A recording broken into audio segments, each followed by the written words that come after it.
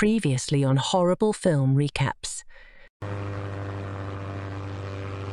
I can only teach you guys one at a time.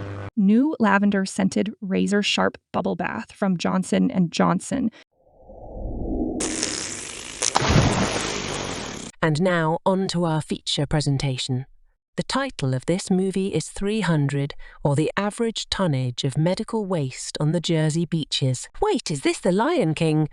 On the West Coast, surfers train from a young age to learn to roll in the sand in speedos, earn their first boogie boards, and hunt cartoon wildlife in order to harvest leather for the construction of flip-flops. This man explains that the tastiest waves and gnarliest bros all go to the Jersey beach.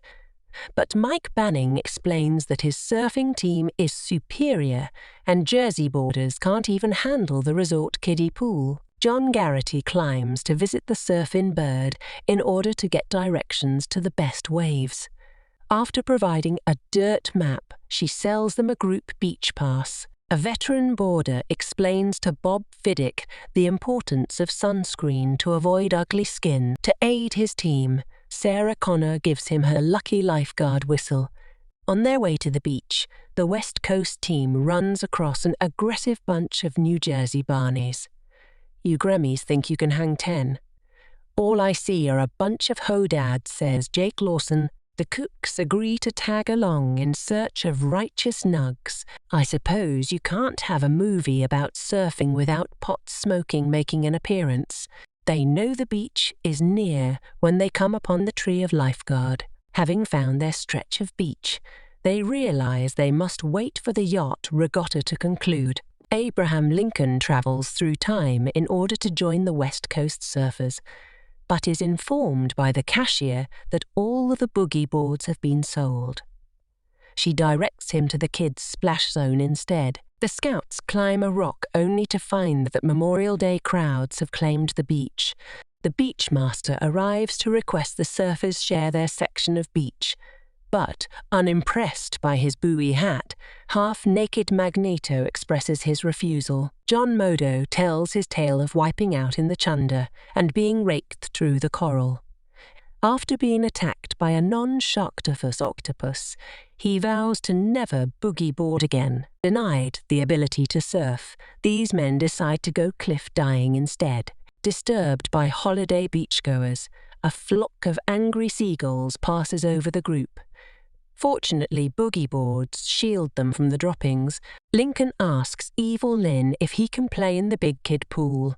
She informs him that, until he wears a plastic bag over his beard, he'll remain in the shallows. While testing the pH levels of the pool, Morgana realizes the P levels are too low. Fortunately, a small child is available to provide balance. This man is the beach master.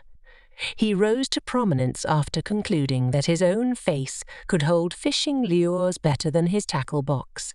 After taking a ganja break, the Jersey surfers pretend to be helpful. Having left his bat shark repellent at home, Batman returns to his cave. Hong Kong surfers, #1 super guys. The Duck Dynasty boys want to do some blast fishing, but boogie boards are designed to repel exploding coconuts and phony beards, so they're driven away. Unfortunately, none of these elephants are named Dumbo. Half-naked Magneto shows Wolverine and Deadpool who rules the surf. At the evening weenie roast, Crooked Rambo informs the angry leprechaun that he didn't bring enough buns because he doesn't have pockets. Time-traveling Abraham Lincoln is happy to attend a play in an era where firearms don't exist. Fred Casely has Mama seized for not manning her cash register, but Abe releases her with the power of emancipation. This man refuses to release his paddle